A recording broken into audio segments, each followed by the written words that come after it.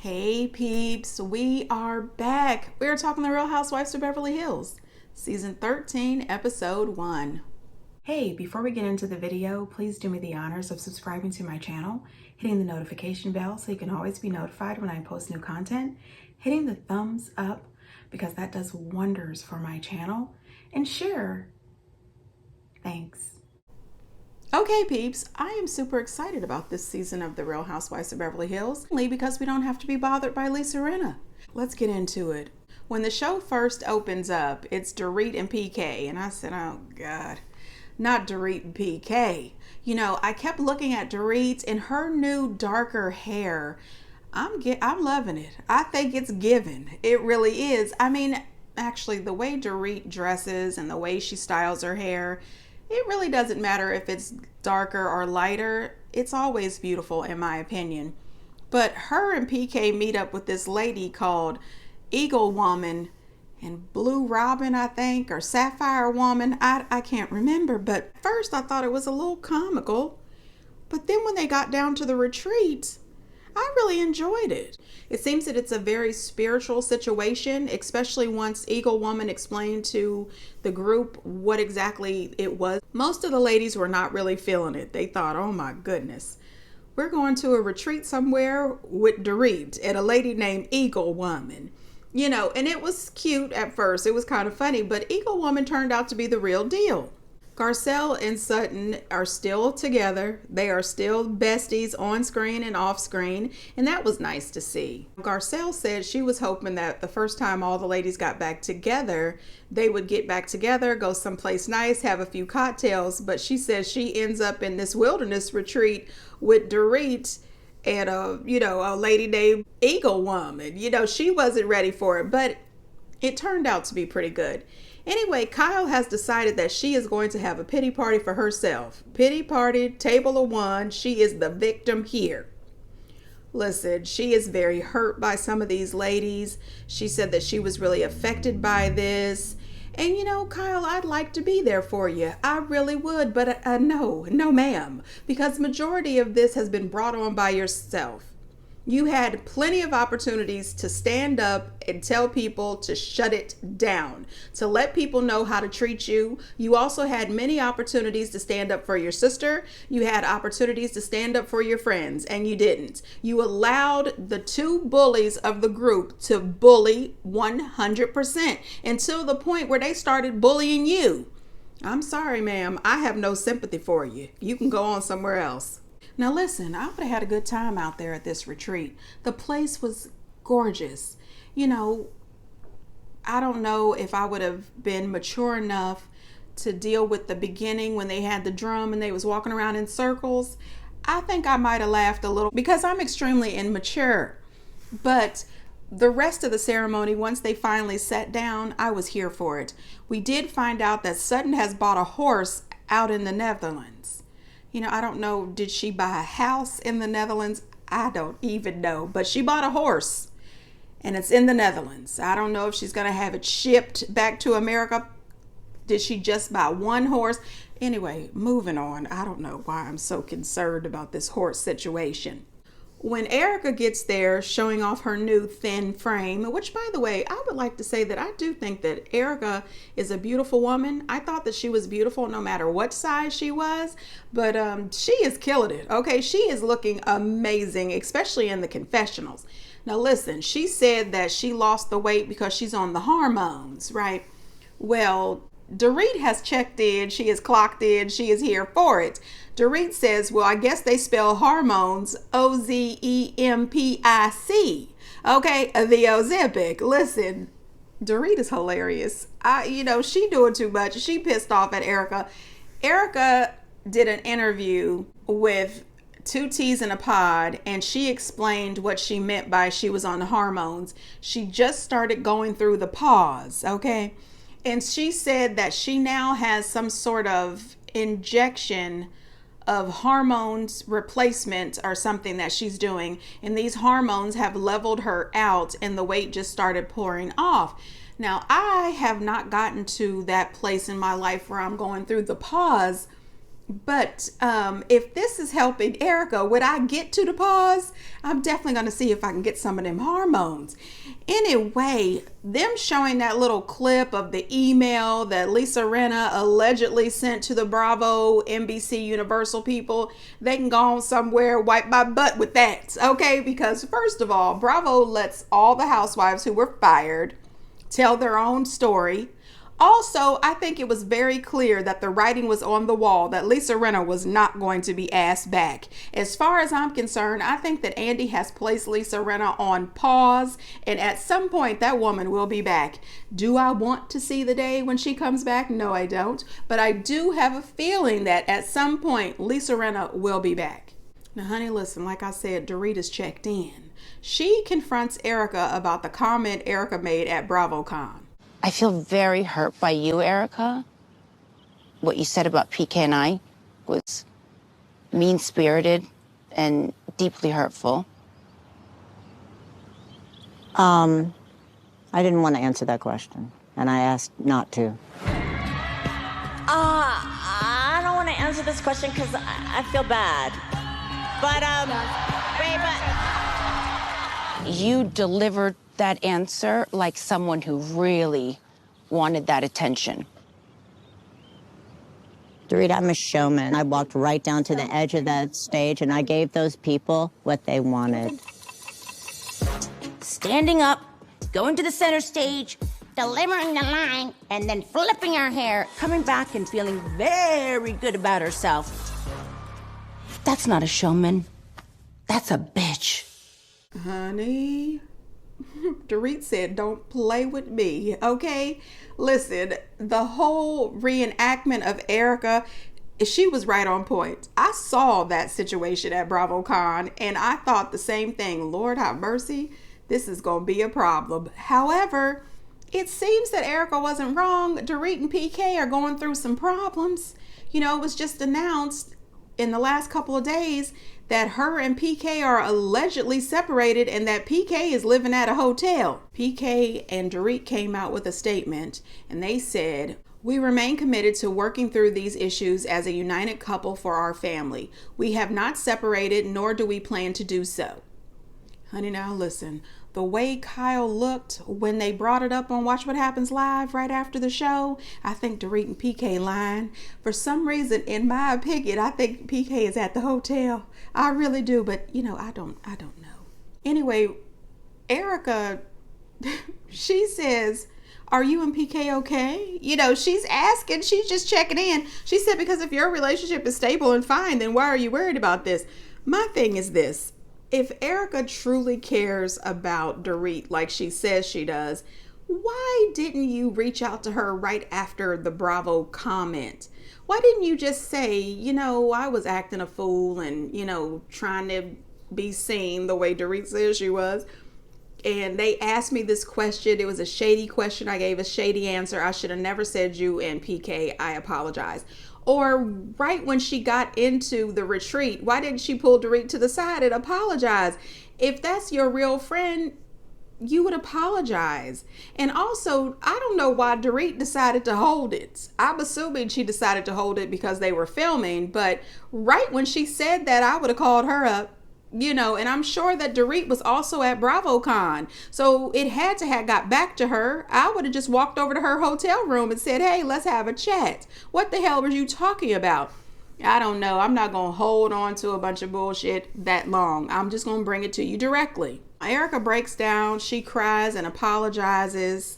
She says she is really sorry. She was going through a lot. She says she felt alone and that's why she was on the attack, and she didn't mean to hurt them. She loves all of them. And you know, this time it was no mascara, and Kyle and you know ran over there to give her a bunch of hugs and carrying on. But what I would have also appreciated in that apology is if she would have did a little round table. You know, they're already in a circle. She could have just said, hey, by the way, Sutton, I'm sorry for the way I attacked you, nice Southern woman. She could have said, Garcel, I know we've talked about this before, but I need to apologize again for the way I treated you and your son. You know, she could have just did a little roundabout. I was hoping that they would do a roundabout for the whole group so that Sutton could put her shit out there. You know, like, remember how you treated me? Anyway, they didn't do that. Everybody just sat back smiling. You know, Crystal was on the show, but, you know, I don't think she said 6 words, but she was on the show. Then Kyle decided it was her turn. Erika's getting way too much airtime. Kyle wants to bring up that she felt hurt and devastated by the fact that her friends didn't support her when she was going through the worst time of her life, especially at the reunion. And I said, friends, support? Girl, do you even know the meaning of friends and support? Because you shook the shit out of Sutton and let Diana talk to her like she wasn't shit. You were not there to support Sutton. You kept throwing her under the bus the whole time. You didn't support Garcel and any of the things that she was going through. You sat right there and allowed Lisa and Erika to talk crap about your sister in your face. They were extremely disrespectful. And Garcel was right when she said, you are angry at Sutton and Dorit, but you never took it to the people who caused the problem. She never can be fast enough or strong enough to just stand up to Erika and Lisa. She never did. Get on the backs of the people who treated you like shit, the people who treated your sister like shit. And then she's trying to make it all like Kathy was the problem. Kathy was tearing down my family. Listen, girl, by you saying that, it seems to me that you are saying that you believe what Erika and Lisa said. And that's not going to help your relationship with Kathy. She said on Watch What Happens Live that her and Kathy are, you know, doing better. They're not back 100%, but they're doing better. And after she watches the show and sees how you tried to make her out to be this big bully who has always harassed you, you know, she tried to make the comment that Sutton just wants to be friends with Kathy. Shit, I want to be friends with Kathy. I would love for her to invite me over to her house for some of those caviar potatoes. I'm just saying. Listen, the thing is from time to time, there's going to be sibling rivalry. Siblings act up. They get it in their feelings. They go back and forth. But the thing is Kyle, you have to set some boundaries. If you think that Kathy bullies you, if you think that Kathy tells you what to do, as a grown-ass woman who has grown children, who is married, who has businesses, why haven't you ever set some boundaries with Kathy? I would tell her, yes, you are Kathy, rich as hell Hilton to the people out here. To me, you are Kathy Richards, and you don't tell me what to do. What you eat don't make me shit. And this is my life, and I'm gonna run it the way I want to. If you allow your sisters to run you, that's your fault. Don't bring it out here and blame the rest of the girls. That's all I'm saying.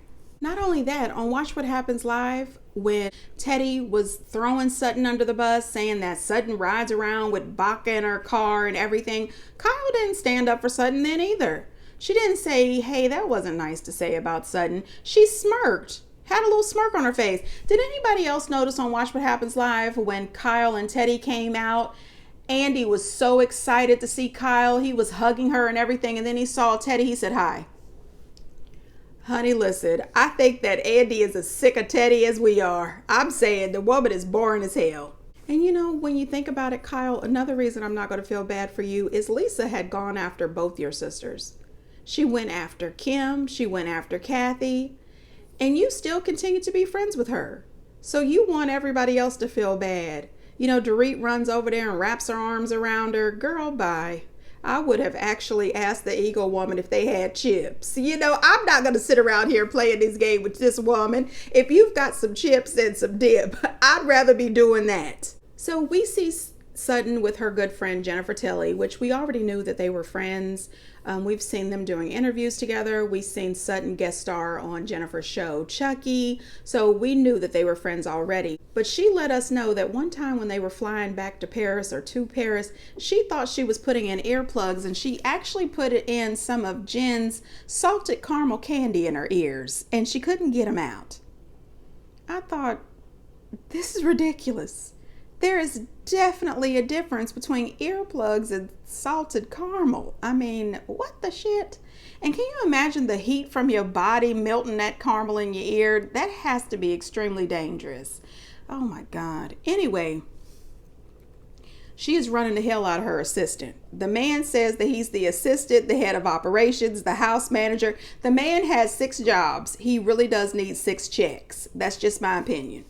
But when she starts to talk to us about her ex-husband, she says that she really wants him to see her success, because when they first met and they first started dating, both of them had careers. They were both working. And then once she got pregnant, he wanted her to be a stay-at-home mom. She then said that he gave her an allowance and she just lost her financial freedom. And she said that she didn't realize how bad it was until he took her allowance away.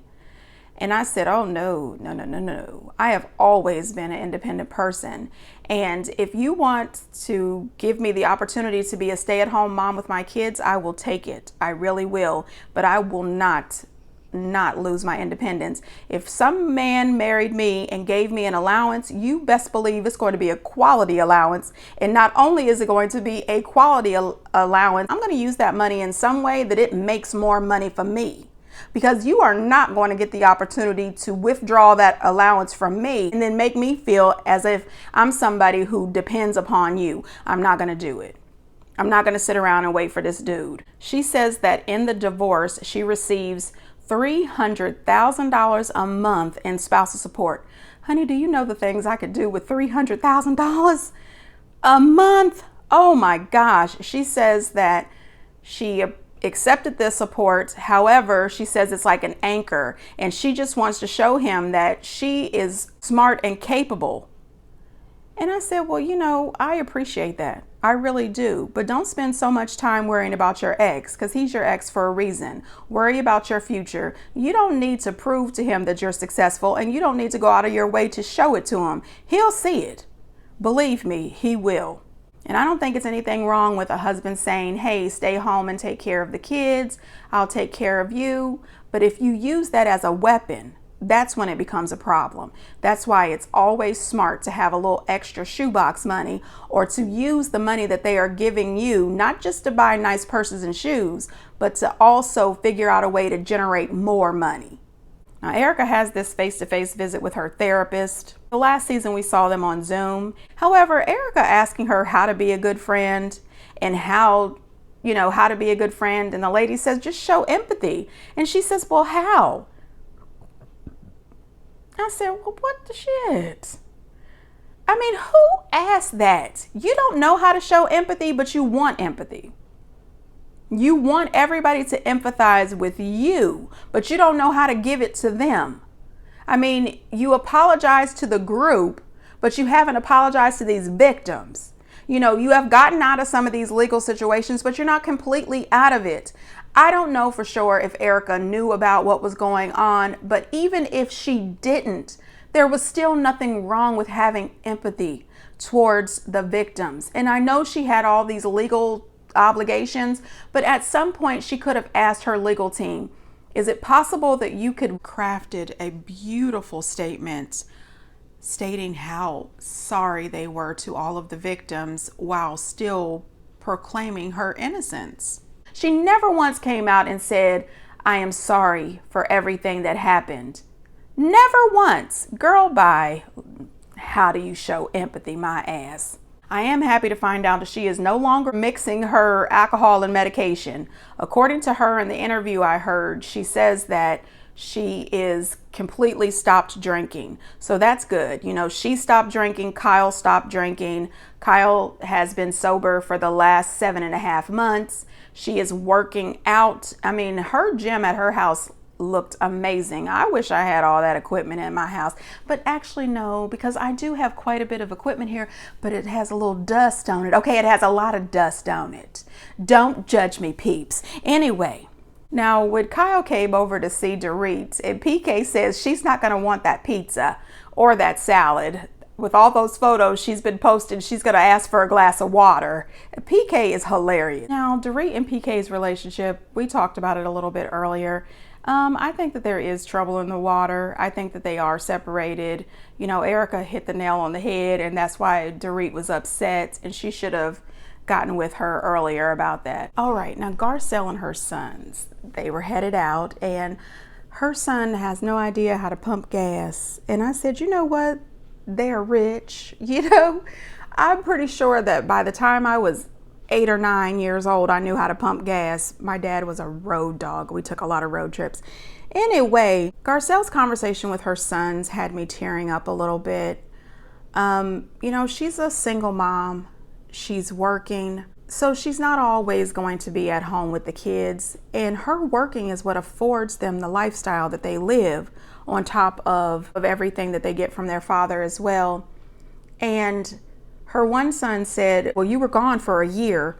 And she says, I was only gone for 3 weeks. And he says, well, it felt like a year. And that right there made me feel sad, because I said, this is a little kid who, misses his mom. You know what I mean? Her other son says, she should have been mothering him 2 years earlier. Now he doesn't need the mothering. And I said, that hurts like a knife to the heart. And she felt as if she was a failure. And that's not true. You're not a failure. You have supported those children. And another reason I don't think you're a failure is they feel comfortable enough to come to you and talk to you about it. You know what I mean? It's not easy to go to your parent and tell them that you're sad or you're unhappy or that you felt that you weren't getting the love that you really needed. I mean, the role of a single mom is not easy at all. And she did the right thing. She was willing to listen. She was open. She allowed them to have this conversation with her. And the fact that she allowed this conversation on national TV shows that she really wanted them to be able to say whatever it was, how they felt right then in the moment. She didn't stop and scream, bravo, bravo, and try to cut the cameras off. It was a tough conversation, but it needed to be said. Her kids needed to be heard. You could tell that Jaden didn't feel the exact same way, because he looked shocked and surprised as the conversation goes on. And for him to tell her that he didn't feel like he needed much mothering now, I think you do, buddy, because we just saw you didn't know how to put gas in the car. So there's a lot left for you to learn. Maybe you don't need as much as you did back 2 years ago, but you still need your mama's love. I mean, to this day, as grown as I am, I still need my mama. The thing is when you're a single mom and you have to work full time, you miss so much, and it hurts. It hurts your soul to be absent and be away from your children. But the fact that she is providing a healthy, safe environment for them, on top of all of the other things that they have, and when she's gone, they are with their father, I don't think she's doing anything wrong. I really don't. And I think that when the kids have a chance to look back on this when they're older, they'll realize that their mama did the best she could do. And as far as I'm concerned, her best is pretty damn good. But that's just me speaking as a single mom. And I did notice that there was a lot of people online bashing her for being a working mom and being away from her children. And, I would like to say, give that same energy to their daddy. People love to bash the single moms. How about we talk about the fathers sometime? Stop bashing these moms. Now, honey, listen, at the end of the episode, we find out that Kyle and Mauricio have to set up meetings to talk about their schedule. I mean, that's a bit much. It really is. But what took the cake for me was him not knowing how many tattoos she has. He said, I only thought she had 3, and she's added 2 new tattoos since. And she said, maybe you should look at my body more often. That tells me they not having the sex. Anyway, he tells her that's enough, and that, he forbids her to get another tattoo. The way she looked at him, it said, boy, if you don't shut the hell up. I mean, she looks tired. She looks sick of his ass. And I'm telling you right now, nobody is telling me what to do. And she said that she has taken her life back. She did what her parents wanted. She raised her kids. She's been a good wife, and she is not here for the shit. It is not any of his say what she does with her body and her tattoos. I'm Team Kyle with this one. Mauricio, shut the hell on up. Now listen, she's saying that girl Morgan is not her romantic partner, that she's just one of her best friends. I don't believe it. I really don't. I don't believe that they are using this for a storyline either, because why involve her youngest baby in this? You know, you've seen them sitting down talking in front, you know, the previews with her small daughter. I wouldn't bring my kids into this if this was not legit. But I think she is absolutely lying about her relationship with that woman, because also in the previews we find out that she got a tattoo of that woman's name. Who the hell is tattooing this woman's name on your body if she's just your friend? Now listen, all the stuff about Mauricio being out there with his dance partner Emma. By the way, I love me some Emma. Anyway, the rumor is they were in an LA restaurant hugged up and kissing. And then when they left the restaurant, they was holding hands. That's what, you know, that's what the rumor. Now, Kyle did say on Watch What Happens Live that she did see the pictures of them holding hands. And that's why she removed her supportive post of him on Instagram, and that it truly hurt her feelings. Now, honey, listen, we have seen many pictures of you and that woman walking these streets holding hands. That probably hurts Mauricio as well. Anyway, I'm here for all the shenanigans. Get down in the comments, peeps, and let me know what you think. And until next time, bye.